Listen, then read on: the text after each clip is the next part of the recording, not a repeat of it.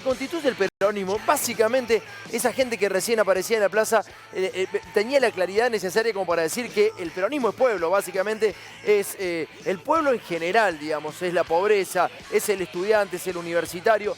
Esas cosas no hay que perderlas. Algunos peronistas recién me contaban que estaban sumamente calientes, muy calientes con los oradores del acto de hoy, porque habían sido muy críticos con el presidente Alberto Fernández. Pero el presidente Alberto Fernández quizá ha priorizado otras cosas que el peronismo no lo había tenido en cuenta. Acordate que el peronismo son el primer movimiento popular que reconoce el derecho, por ejemplo, a la niñez, a las mujeres, la patria potestad compartida, la creación de universidades, las UTN en todo el país son del peronismo, el acercamiento de las clases populares hacia la educación y el derecho de los trabajadores. Muchos de esos derechos fueron abolidos por la Revolución Libertadora, es decir, la dictadura militar que le seguía a Juan Domingo Perón, ese Perón del 46 al 55, que fue un Perón y que después a los chirlos volvió otro Perón.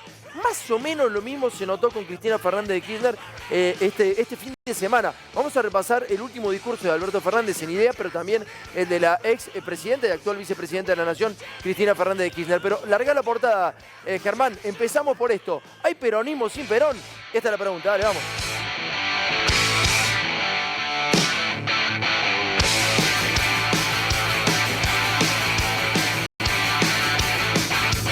También uno se podría preguntar si hay dirigencia política a la altura de las circunstancias, ¿no? Hoy, si uno veía el último debate por televisión, veíamos un Leandro Santoro que decía que básicamente Macri había tomado 44.000 millones de dólares al Fondo Monetario Internacional, pero de gobierno nadie hizo una denuncia, ni en la Argentina, ni en la jurisdicción, que a ellos les gusta tanto lo del Fondo Monetario. Tampoco en Nueva York, no se hizo ninguna denuncia. Por el otro lado, María Eugenia Vidal lo que proponía es que Aníbal Fernández renunciara al gobierno y Milei que se quiere comer la casta política. Esta es la política actual, este es el nivel de políticos actual. La propuesta es absolutamente nada. Estamos en verdaderamente un quilombo, más del 40% de la pobreza en la Argentina, los chicos que se fueron de la escuela y todo lo que vos ya sabés sistemáticamente. Un 3% dio, 3,5% dio el INDEC el jueves pasado de inflación, o sea que sigue quemando verdaderamente el país popular, las masas siguen quemando. Vamos a escucharla a Cristina Fernández de Kirchner este fin de semana hablándole a la Cámpora. Dale. El capitalismo es un sistema económico de producción de bienes y servicios que se ha demostrado hasta ahora el más eficiente frente al modelo colectivo, socialista, comunista.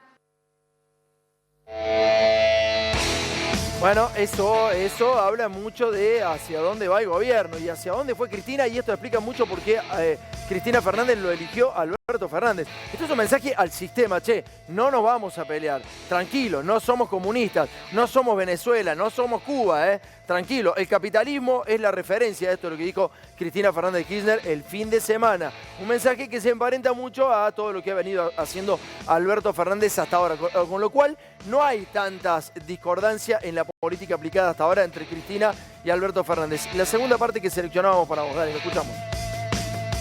Esta es hoy la discusión, porque la verdad, ya nadie discute que la forma de producir bienes y servicios es esa. Lo que ahora está en disputa es quién regula, quién ordena, quién controla. Y esto se hace respetando propiedad privada, etcétera, etcétera. Lo que siempre hizo el peronismo. Lo que siempre hizo el peronismo.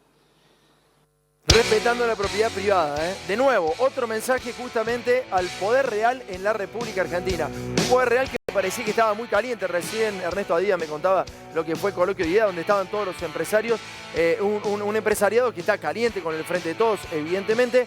Y mientras más a la derecha se vaya el candidato, más apoyado será por el empresariado, ese poder real que está verdaderamente caliente.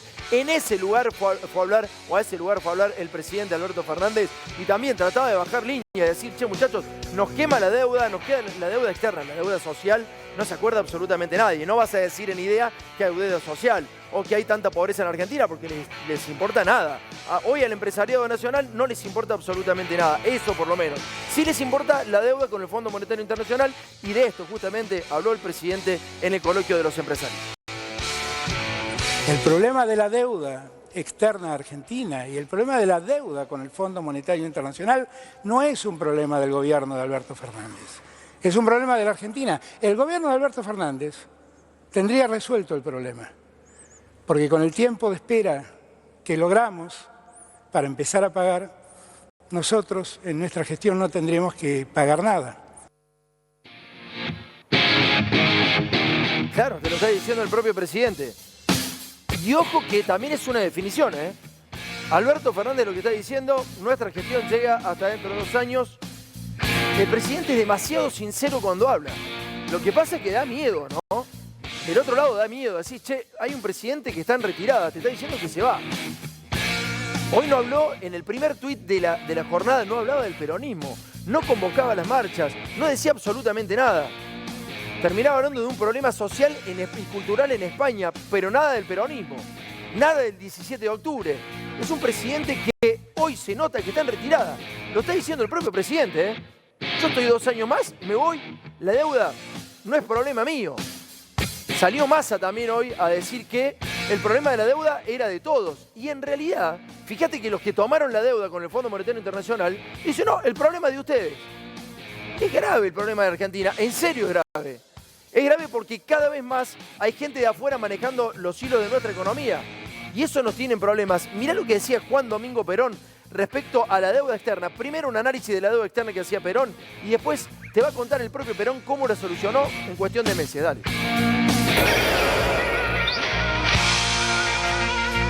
Servicios financieros que se pagaban casi $1.000 millones al año.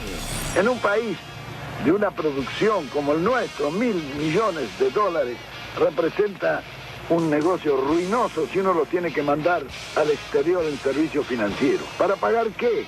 Para pagar las empresas de servicios públicos que eran todas extranjeras. Había sido un acuerdo leonino que habían hecho en Inglaterra. ¿Te das cuenta? Las empresas que eran de servicios públicos se habían extranjerizado, se habían privatizado, estaban en manos del extranjero. Entonces, de esa manera nosotros teníamos que tomar deuda externa para que esas empresas pudieran sacar sus ganancias al exterior. O sea, las principales empresas del país estaban en manos del extranjero. Entonces, la única forma de generar divisas por encima de las exportaciones que tenía nuestro país era a través de la deuda, una cuestión ficticia para que las propias empresas de afuera sacaran la guita para sus propias casas matrices. Entonces, ¿cómo lo solucionó Juan Domingo Perón? Fíjate, te lo explica en este segundo tape. Dale.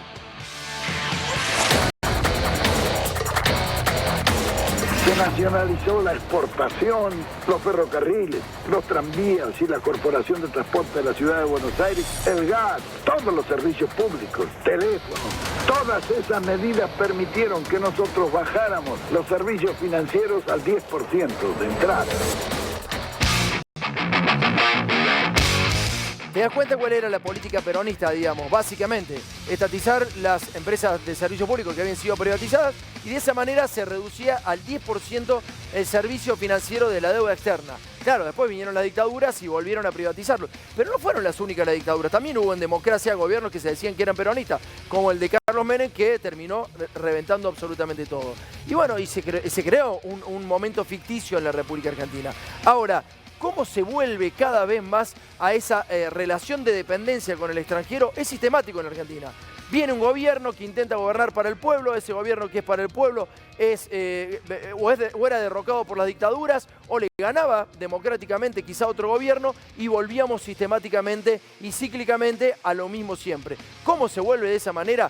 ¿Cómo se volvió en la Argentina en los últimos 3 años a esa situación? Después de un Perón que decía que, bueno, que había que bajar la deuda externa, que había que estatizar los servicios, que era la única forma de que la deuda no pesara tanto sobre la política argentina. Bueno, mira, un claro ejemplo, hace 3 años. Te lo cuenta Macri, dale. El problema que tenemos es que somos de los países del mundo que más dependemos del financiamiento externo. He decidido iniciar conversaciones con el Fondo Monetario Internacional para que nos otorgue una línea de apoyo financiero. Esto nos va a permitir fortalecer este programa de crecimiento y desarrollo. Esta decisión la tomé pensando en el mejor interés de todos los argentinos. Así te anunciaba Macri que iba al Fondo Monetario Internacional. Sacaba 44.500 millones de dólares y se los llevaban sus amigos afuera. A Macri ya le estatizamos una deuda que había tomado él en plena dictadura y Macri era una de las pocas empresas que dependía absolutamente siempre del Estado. Todas sus empresas dependieron del Estado. Se hizo muy fuerte en la época de la dictadura pero después siguió dependiendo absolutamente del Estado. Nadie le dijo nada a Macri en ese momento. No había medio de comunicación enojado diciéndole, loco, tomaste esta deuda que es absolutamente impagable. No, la gente se enoja porque se subsidia a los pibes para que vayan a un museo, porque se le da 5.000 pesos para que vayan a un teatro. O se enoja la gente porque se le da un subsidio a los pibes para que vayan a fin de año, en el fin de curso, de viaje de estudios. Pero nadie se enoja cuando Macri tomaba los 44.500 millones de dólares. Es más, nadie se acuerda de esa deuda. ¿Sabes por qué? Porque los que dominan tu cabeza, la industria cultural en la Argentina, está en manos de ellos. Fíjate, cada una de las publicidades que ves en los principales canales de televisión en la Argentina son de ellos. Es más, tienen un canal muy importante de aire, el primero en el país, es de ellos. Fíjate quiénes son los accionistas del canal principal en la República Argentina. Te manejan culturalmente. Ahora, saliendo de la deuda, hay que tener en cuenta que el país tiene que dar laburo. Y la única forma que tiene un Estado de dar laburo es con sus empresas. Por eso, cuando son privatizadas sus empresas, no pueden ni siquiera garantizar el derecho constitucional al laburo. Mirá lo que decía Perón, dale.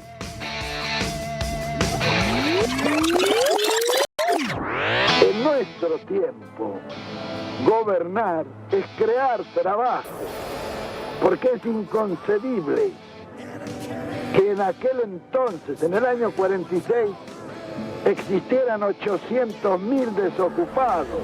¿Cómo puede explicarse que en un país que está todo por hacer haya 800.000 personas que no pueden trabajar? No es obligación del gobierno crear. Ese hombre lo hizo, ¿eh? Ese hombre lo pudo hacer. Después, obviamente, fue derrocado por una dictadura. Fue casi una guerra la que ocurrió en la Argentina. Se bombardeó la Casa Rosada, ¿entendés? Porque ese gobierno era inclusivo. Mirá cómo se irritaban las clases acomodadas en la Argentina, que mandaron aviones a bombardear la Plaza de Mayo. ¿Entendés? Con ese nivel de violencia después Perón llegó transformado, obviamente. Pero esa es la concepción del laburo. ¿Cómo puede haber 800.000 personas que no tengan trabajo en la República Argentina? Se preguntaba Perón. Hoy son millones de personas. Varios millones de personas, las que no tienen laburo y las que tienen laburo en changas y las que no pueden mantenerse con dignidad en la República Argentina. Millones de personas. Hay 20 millones de personas que son pobres en Argentina. Imagínate el nivel de violencia que tenemos en nuestro país. Claro, esa es una concepción del laburo. Ahora vos querés escuchar a otro presidente que vino mucho después de Perón. ¿Cuál es la concepción del laburo? Mira, escúchalo, dale. Lo que tenemos que hacer es bajar los costos. Bajar los costos y los salarios son un costo más. Para volver a hacernos competitivos, nosotros tenemos que encontrar un encuadramiento ético en el cual cada uno esté dispuesto a cobrar lo mínimo que le corresponde por lo que hace. Vamos a ir comparando, ¿no?, las visiones políticas. Hay una diferencia de visión, ¿no?, entre un peronista y este señor que era Macri. Hay una visión entre la derecha y lo que podría ser ni siquiera la izquierda. Es un gobierno de centro-izquierda, si se quiere, de centro, querés ponerle, más o menos. Pero le irrita a la derecha que no sea de extrema derecha. Ernesto recién me decía que participó del coloquio de empresarios y que estaban enojados hasta con Larreta, que le parecía socialdemócrata Larreta a los empresarios. Y estaban muy contentos con Esper. Muy contento con Esper, que quería quemar absolutamente todos. Se quieren comer la casta política. Les chupa soberanamente un huevo el pueblo. Bueno, contentos con Esper y hasta enojados con Larreta porque le parecía casi que Miriam Bregman. Increíble. Esta es la Argentina que hemos construido. Por eso ahora lo vamos a escuchar a Perón hablando del estatuto rural. Del peón rural. Al final está la frase más importante de Perón. Cuando la madre de Perón lo llama, le manda una carta y le dice: hijo, ¿qué hiciste? Si nosotros tenemos la estancia, me subiste el sueldo de los empleados, de los peones rurales. Los peones rurales que en ese momento eran más esclavos que ahora inclusive. Mira, dale.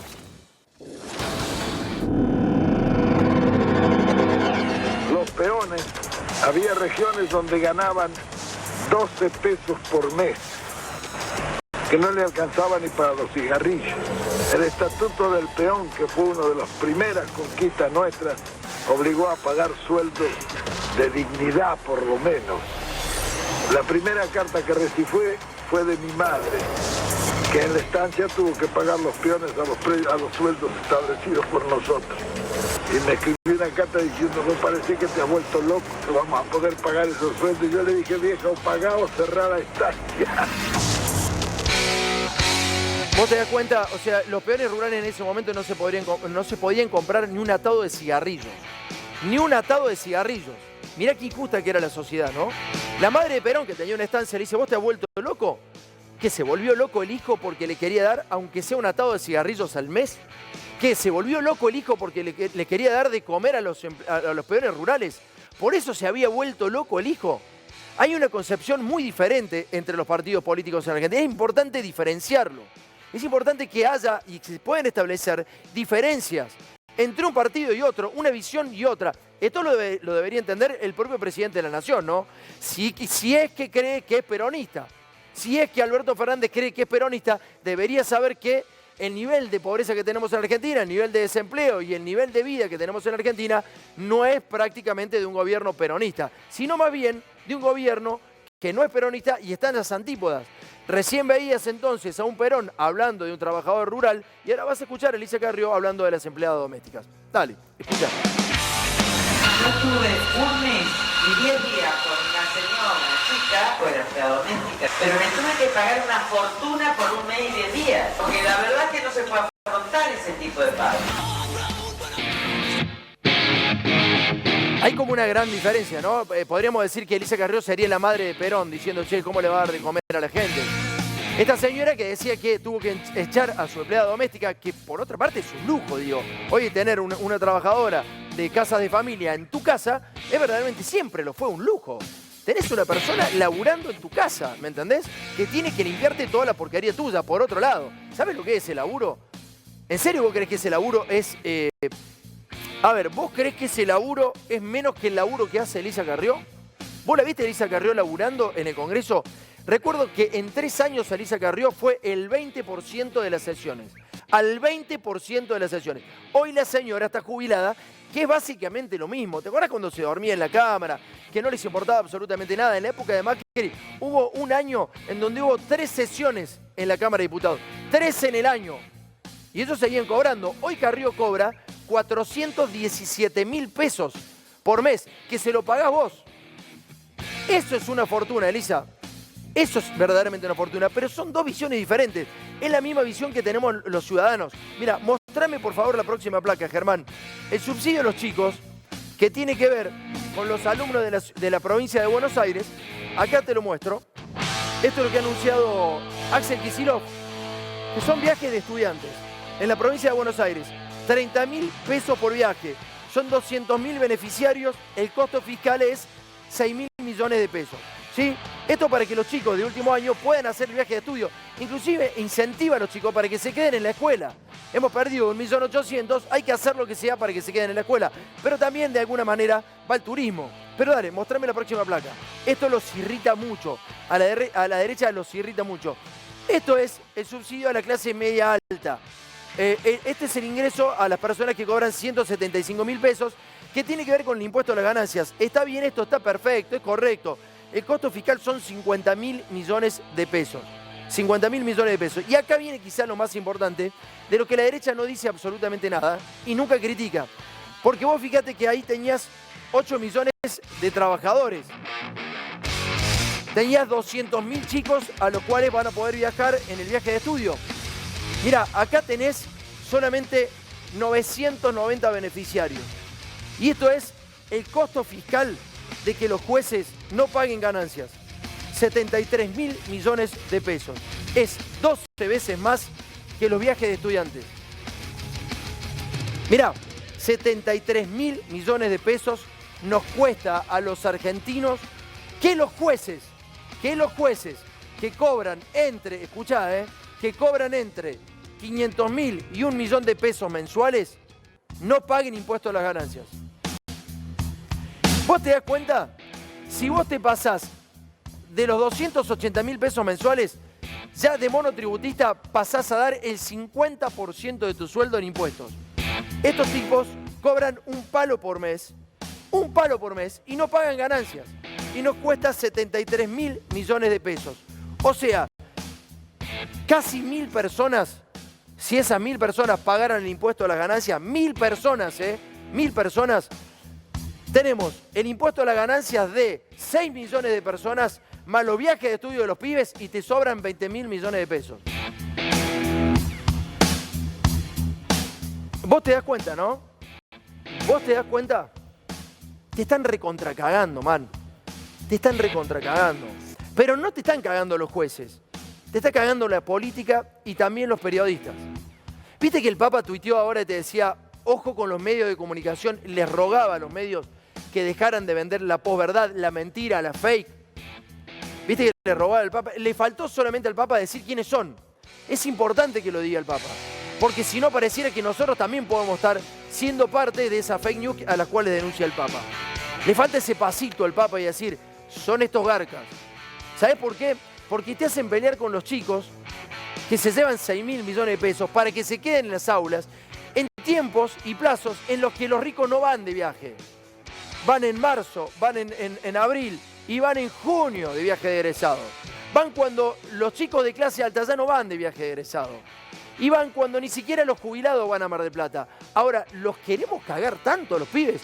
220.000 pibes se pueden ir de viaje de estudio, se pueden quedar en la escuela porque le vamos a dar 30 luquitas a cada uno para que se vayan de viaje de estudio y nos cuesta 6.000 millones de pesos y 900 garcas que tenemos de jueces que van, no laburan, todavía siguen haciéndolo, ni siquiera presencial, ni siquiera lo hacen de manera presencial y que además fallan de acuerdo a los intereses y a la guita que le tira a alguien por abajo y nos cuestan 73.000 millones de pesos porque no pagan impuestos, pero además de eso cobran hasta 1 millón de pesos mensuales y te hacen enojar con los pibes.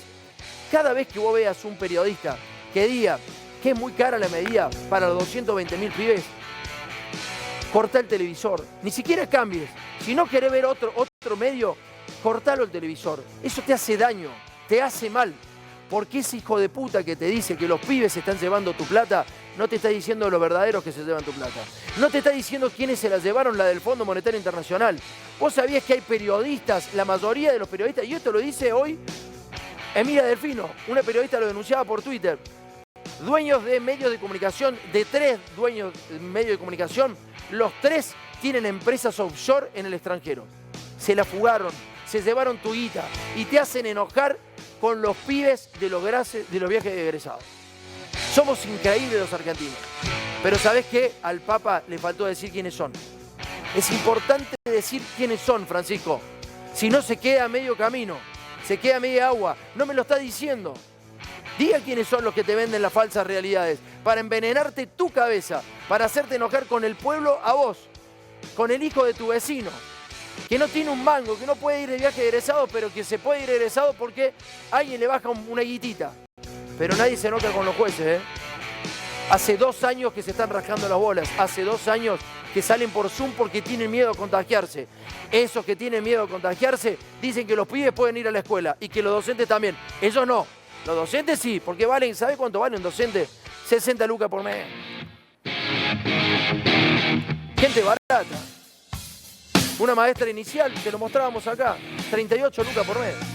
Claro, un juez vale un palo por mes. Ojo, nosotros no nos podemos morir. Tenemos que seguir por Zoom. ¿Te das cuenta, no? ¿Te das cuenta del país que han construido? Ellos lo construyeron, vos seguramente no. ¿Y sabés qué pasa? Que hoy no se nota que hay un presidente realmente peronista. Y la veo la vicepresidenta con mucho temor, Con mucho temor. Diferenciándose también, viste, che, acá no pasa nada, tranquilo, no vamos a ir por nada. El poder real en la Argentina, mira, lo había escrito Majul cuando hacía periodismo. Yo me acuerdo cuando Majul era periodista, escribió 2 libros, 2 grandes libros, que yo en ese momento era estudiante y la verdad que me morfé que Majul era periodista. Entonces lo leí, se llamaba Los Dueños de la Argentina. Salían caritas en Los Dueños de la Argentina, ¿no? Son los mismos que hoy, entre otros salía Macri. Después Majul terminó trabajando para Los Dueños de la Argentina. Y se acabó el periodismo. Para Majul y para muchos. ¿Querés que sigamos por la nata? Se fue a la mierda el país porque ¿sabés qué pasa? Todos somos responsables de eso. No es solamente Macri el responsable. No es Alberto y es Cristina ni es Macri. Somos todos responsables. Los periodistas somos responsables también. Sé que en algún momento pensé que íbamos a tener vergüenza de decir que éramos periodistas, como en algún momento lo tuvieron los diputados. Pero sigamos escuchándolo a Perón, hablando del dólar. Hablando del dólar. Escuchalo, dale. El dólar americano, en su valor adquisitivo, no es el valor fiduciario escrito en el billete, porque está sobrevalorado. Y esto se comprueba muy fácilmente. Hay una ley fiduciaria de los Estados Unidos que dice que al que va al Banco Federal le entregan el oro correspondiente al billete que entregue. Si usted va a la Reserva Federal y le dice cuánto vale una onza Troy, le dirán $35. Usted saca $35 y dice, deme una onza Troy, no se la venden porque ellos no venden oro. Entonces hay que ir a vender al mercado, a comprar al mercado libre. En el mercado libre usted pide la onza Troy y le dan el oro, pero ahí vale de 40 a $45 la onza Troy. ¿Qué quiere decir eso? Que los $35 por onza Troy es falso. Los americanos fijan el valor del oro por el dólar, no el valor del dólar por el oro. ¿Te quedó claro? ¿Te das cuenta que Estados Unidos también emite? ¿Sabes de cuánto es la deuda de Estados Unidos hoy? El 130% de su PBI. La Argentina está en el 90% después de Macri. Pero Estados Unidos tiene el 130%. ¿Sabes de cuánto es Italia? El 150%. Y te hablan de esos países como si fueran serios. No tienen respaldo. Emiten dólares y no tienen respaldo. La Reserva Federal de los Estados Unidos emite dólares y no lo respalda con nada. Vos vas a la Reserva Federal y si lo querés cambiar, como decía Perón, en el 70, vos lo querés cambiar por oro y te dicen, no, maestro, vaya, tranquilo, no te vamos a vender oro acá. No lo tenemos, no existe eso, no hay respaldo. Y acá te parece un boludo como te estás disparando en el almuerzo de Mirta Legrand con una pistolita diciendo que acá se emiten pesos, sí, igual que en Estados Unidos, te estás. Para los que vos respondés y va a buscar el sobrecito. Exactamente lo mismo. Pero ¿sabés cómo lo sacaron cagando a Perón? Lo sacaron cagando a Perón con mentiras. Con mentiras que hoy están arraigadas. Vas a ver las mentiras de la Revolución Libertadora. Las mentiras de una dictadura militar respecto a Perón para que la gente se enojara con Perón. Y vas a ver cómo, después de 50 años, más de 50 años, 60 años, hoy la gente sigue repitiendo exactamente el mismo mensaje. Mirá lo que decían, la Revolución Libertadora. Dale.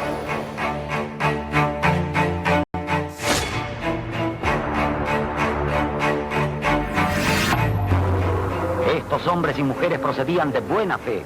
Aquí los vemos ignorantes, corriendo jubilosos a apoyar al nuevo Mesías, a su Salvador, mientras la complicidad policial alentaba su desmayo. Eva Duarte se casó con el dictador y se convirtió en la señora Doña María Eva Duarte de Perón. Luego se hizo llamar Eva Duarte de Perón, más tarde Eva Perón y por último Evita. De la noche a la mañana, la insignificante actriz postergada se transformó en la mujer más poderosa del mundo actual. Sus caprichos eran órdenes y sus órdenes muchas veces eran solo caprichos.